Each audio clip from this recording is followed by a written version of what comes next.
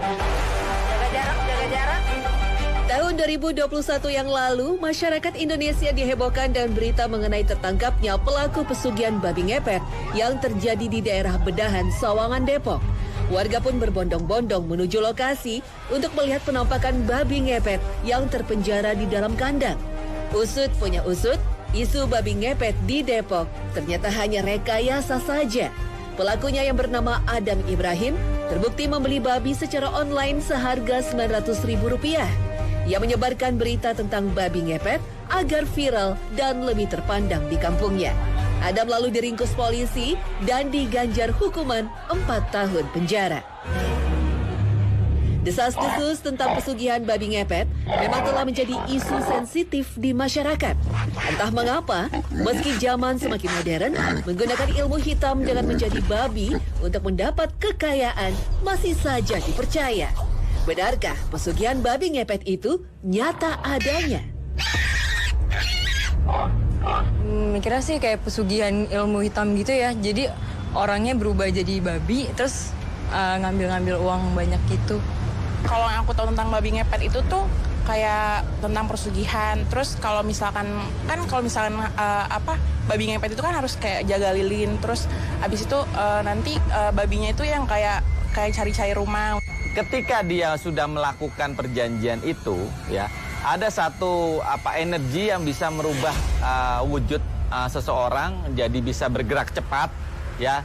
Terus juga bisa berpindah tempat cepat, tapi dengan wujud babi seperti itu. Masih banyak di daerah-daerah pinggiran-pinggiran itu masih ada. Ritual pesugihan babi ngepet kabarnya berawal dari kepercayaan sebagian orang bahwa siluman babi bisa membantu mendapatkan kekayaan dengan cara mudah. Di beberapa daerah di Pulau Jawa bahkan dikenal sebagai lokasi pemujaan siluman babi, di mana mereka yang kurang kuat imannya akan datang melakukan perjanjian dengan menjadi babi ngepet.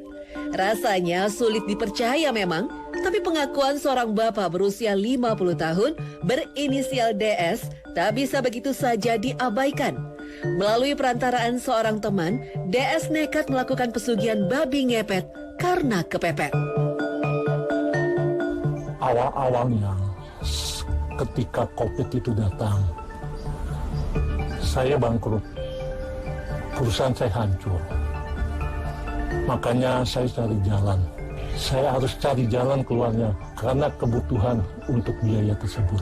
Dan akhirnya saya ketemu teman. Teman menunjukkan, saya ingin mencari pesugihan dan mereka tunjukkan. Disitulah tempatnya, dukun itu. Saya pergi ke tempat dukun tersebut dan akhirnya saya setuju dengan perjanjian yang dukun berikan kepada saya.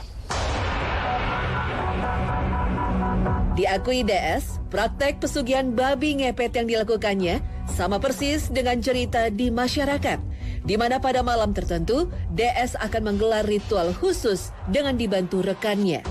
Biasanya, sebelum melakukan aksi ngepet, DS terlebih dahulu melihat lokasi rumah orang kaya yang akan dijadikan target agar bisa mendapat uang atau perhiasan sebanyak-banyaknya. Tapi tentu saja, apa yang dilakukan DS memerlukan pengorbanan yang tinggi karena bersekutu dengan iblis membutuhkan tumbal nyawa manusia.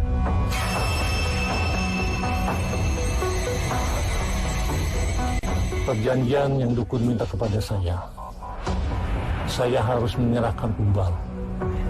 Dan tumbalnya itu adalah yang masih saudara dan sedara dengan saya.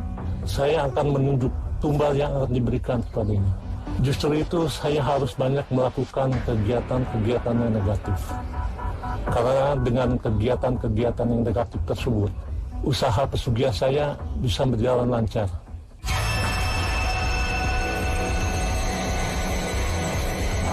Dalam melakukan pesugihan babi ngepet, ada syarat dan pantangan yang harus DS patuhi. Jika dilanggar, akan berdampak fatal pada dirinya. Misalnya dengan menyediakan ruangan khusus dan benda-benda tertentu untuk menggelar ritual. DS tak bisa bekerja sendiri. Harus ada orang lain yang membantunya menjaga nyala lilin di dalam ruangan. Lilin menjadi simbol kondisi dirinya saat beroperasi menjadi babi ngepet. Biasanya memang ada bakaran ya, dupa atau menyan atau hiyo ya. Terus juga ada tampah tempat uangnya, lilin tentunya, dan juga ada media yang dikasih sama siluman babi itu seperti kain hitam ya, tapi di situ ada serapan energi dari si kulit babinya itu seperti itu. Saya biasa melakukan setiap Selasa Kliwon, Mbak. Jam-jamnya sekitar jam 12-an ke atas, Mbak. Ketika orang sedang nyenyak-nyenyaknya tidur. Ketika melakukan pesugihan babi ngepet, harus ada kerjasama antara dua orang yang melakukannya.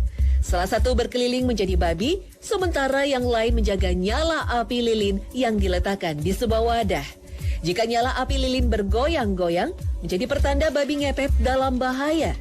Api harus segera ditiup agar sang babi ngepet bisa menghilang, lolos dari kejaran warga. Lalu, bagaimana cara babi ngepet menguras harta benda rumah yang ditargetnya? Karena memang biasanya dilihat dulu target rumahnya itu ada pagarnya atau tidak, tanda kutip pagar goibnya atau tidak. Kalau memang ada, dia tidak masuk. Atau dia masuknya lewat mana? Karena kan ritual pagar goib itu bikinnya juga beragam ya. Ada yang dari kanan ke kiri, ada yang dari kiri ke kanan, terus ada yang langsung menyilang ke belakang. Jadi memang tergantung area rumah. Orang membuat ritual pagar goib rumah itu beda-beda. Makanya si pelaku babi ngepet itu sebelumnya sudah survei dulu ya, mempelajari dulu rumah itu apakah ada pagar goibnya atau tidak, seperti itu. Ya itu biasanya digesek-gesek di badannya. Itu di temboknya atau di ruang depannya atau di pagernya pun bisa. Kalau yang ada tingkatan energinya, jadi kalau memang kuat sekali digesek di pagernya udah bisa kesarap gitu. Itu tentunya memang tidak bisa dijelaskan dengan kata-kata ya, karena memang ada bantuan dari pasukan dari siluman yang raja jin babi itu untuk menarik itu seperti itu. Sebenarnya, melakukan pesugihan babi ngepet tidak semudah kelihatannya. Bisa dibilang lebih rumit dan beresiko jika dibandingkan memulai bisnis yang normal. Anehnya, masih saja ada orang yang menjalaninya dengan iming-iming kekayaan secara instan. Mereka tak berpikir panjang jika kemudian anak keturunannya menjadi korban. Belum lagi jika tertangkap tangan oleh warga, bisa dipastikan nyawa pelaku babi ngepet akan melayang. Wujudnya sebagai manusia dipercaya tak akan kembali lagi menjadi babi selamanya.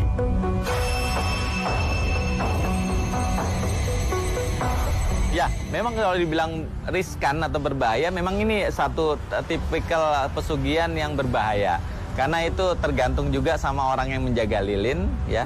Di situ dia amat sangat tergantung ya. Kalau memang sampai lupa dia matikan itu dalam kondisi bahaya, kan sinyalnya tuh dia bergerak cepat lilin itu seperti ketiup angin.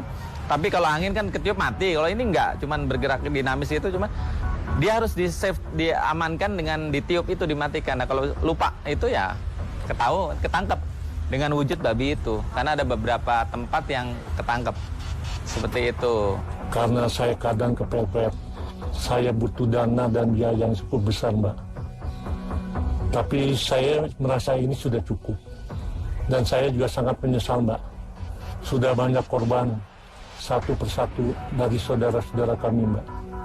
Saya betul-betul sangat menyesal dan saya ingin mengakhiri pesugihan ini, Mbak. Segala bentuk persekutuan dengan siluman, jin, setan, dan lain sebagainya sejatinya adalah tipu daya iblis untuk menjerumuskan manusia ke dalam kesesatan. Meski awalnya menjanjikan 1000 kenikmatan, namun akhirnya pasti menimbulkan penyesalan. Tak ada yang pernah benar-benar kaya dalam melakukan pesugihan, karena kekayaan lewat perantara setan hanya ilusi, tanpa ada keberkahan di dalamnya. Persugihan dalam Islam itu adalah suatu perbuatan yang sangat hina dan tercela. Di mana ada orang-orang yang kurang sabar di dalam menjalani kehidupan ini. Mereka orang-orang yang frustasi, mereka orang-orang yang ingin mendapatkan kekayaan secara instan, sehingganya mereka mencari jalan apa saja, sehingga mereka tidak memperdulikan batasan-batasan yang halal dan yang haram.